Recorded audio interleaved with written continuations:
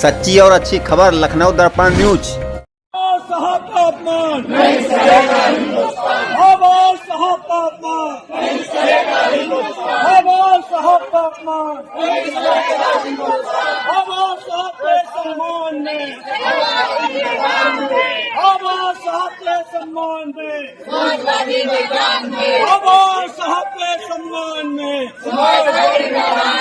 आवाज साहब के सम्मान में। देखिए, ये हालांकि मेरी स्पीकर साहब से बात नहीं हुई और दूसरे पॉलिटिकल लीडर से बात नहीं हुई, लेकिन ये लोकसभा का परिसर है। इसमें सबसे ज्यादा सुप्रीम अगर कोई है तो स्पीकर साहब हैं।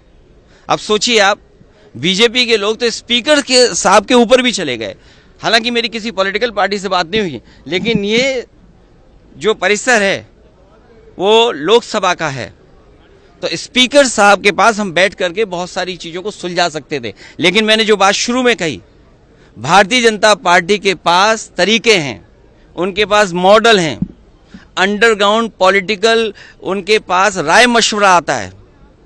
वो कब ध्यान हटा दें, और पहले तो खुद अनकॉन्स्टिट्यूशनल काम करते हैं, पहले खुद गैरकानूनी काम करते हैं, और फिर शासन प्रशासन से ऐसा कुछ करते हैं जिससे कि दूसरे पर आरोप लग जाएं।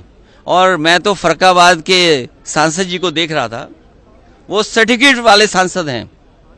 अगर उनको इलाज दवाई की जरूरत हो तो उनके लिए सलाह यही है कि हम फरक्काबाद से डॉक्टर बुला करके फ्री इलाज करा सकते हैं उनका। माफी मांगने वाला व्यक्ति हमेशा बड़ा होता है।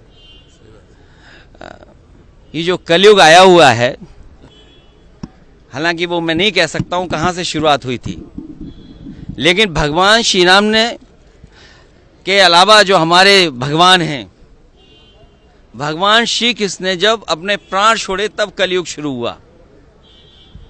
आखिरी शब्द भी यही थे जब उनको तीर लगा कि डेस्टिनी थी, ये माफ कहना चाहिए, भूल जाना चाहिए इस चीज को।